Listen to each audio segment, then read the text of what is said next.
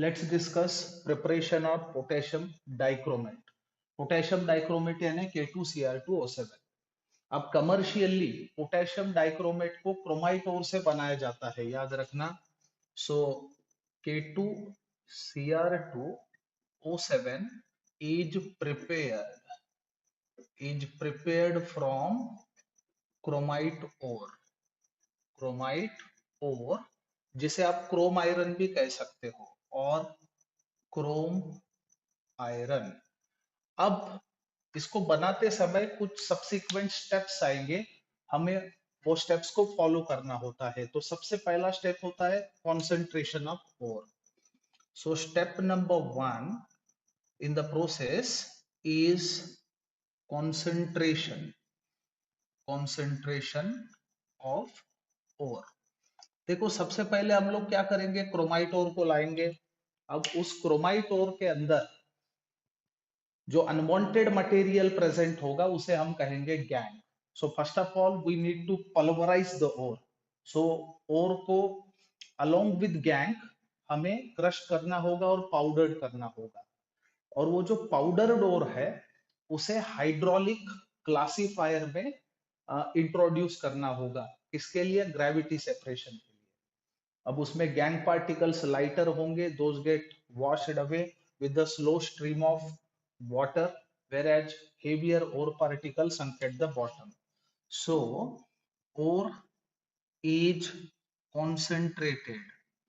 Ore is concentrated in what?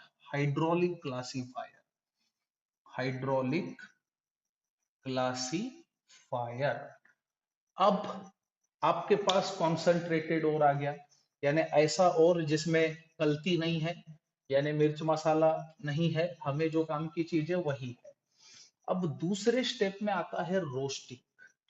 देखिए, roasting करते समय हमारा इंटेंशन क्या होता है, क्रोमाइट का कन्वर्शन सोडियम क्रोमेट में। सो step number 2 involve roasting. Roasting that is conversion of chromite ore into sodium chromate। अब आपको समझना होगा रोस्टिंग का मतलब क्या होता है। रोस्टिंग का मतलब होता है एयर में, एक्सेस एयर में ओर को हीट करना। अब यहाँ पे हमें क्या करना होगा, हमें क्रोमाइट ओर लेना होगा जिसको हमने कॉन्सेंट्रेट किया हुआ है। क्रोमाइट ओर के साथ आप सोडा ऐश डालेंगे, दैट इज सोडियम कार्बोनेट, और लाइमस्टोन भी डालेंगे। डालने के बाद उसको रिवर्बरेटरी फर्नेस में हीट करना होगा। याद करें, यानी concentrated ore is mixed with Na2CO3 and limestone and heated in reverberatory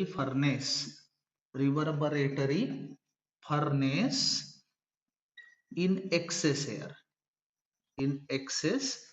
air। ऐसा करने के बाद क्या होगा, जो हमारा क्रोमाइट ओर है उसका कन्वर्शन सोडियम क्रोमेट में होगा।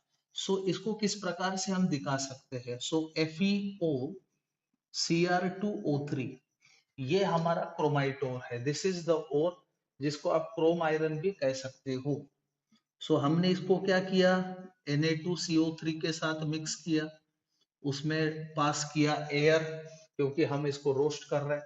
ऐसा करने के बाद we would have Fe2O3। Fe2O3 मिलने के बाद अब इस क्रोमाइट ओर का कन्वर्शन सोडियम क्रोमेट में होगा, that is Na2Cr O4 which is main effect. यानी रोस्टिंग का ये काफी इंपॉर्टेंट प्रोडक्ट होता है, along with what CO2 also। So in this very step what roasting takes place। Roasting होने के बाद हमें सोडियम क्रोमेट मिला। अब step number 3 in the process involve. अब जो तीसरा स्टेप आएगा इसमें conversion of sodium chromate into sodium dichromate, ये इंपॉर्टेंट स्टेज है। So conversion of Na2CrO4 to Na2Cr2O7, that is sodium dichromate, यानी सोडियम क्रोमेट का कन्वर्शन सोडियम डाइक्रोमेट। अब ऐसा करने को हमें क्या करना होगा, we need to heat sodium chromate with H2SO4।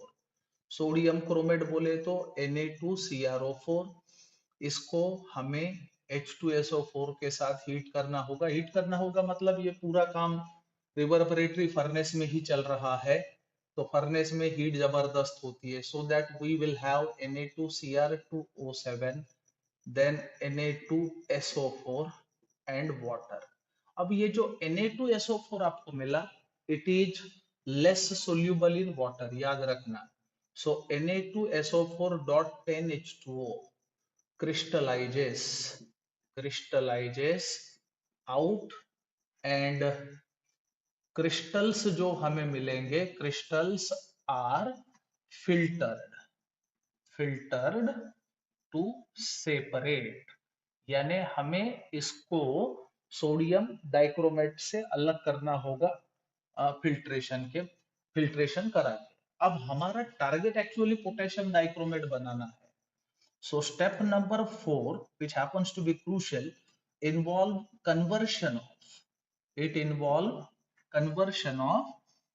Na2Cr2O7 into K2Cr2O7, यानी सोडियम डाइक्रोमेट का कन्वर्शन हमें पोटेशियम डाइक्रोमेट में करना होगा। ऐसा करने के लिए हमें क्या करना चाहिए, we need to heat this sodium dichromate with KCl.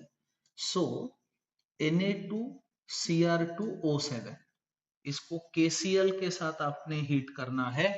Heat करने के बाद you will have K2Cr2O7 along with what, NaCl। अब ये जो K2Cr2O7 हमें मिला potassium dichromate, it is less soluble in water, it is less soluble, thus get crystallized। अब इसके जो क्रिस्टल्स होंगे वो ऑरेंज रेड होंगे, into crystallised into orange red crystals. So it was all about preparation of potassium dichromate starting from chromite ore.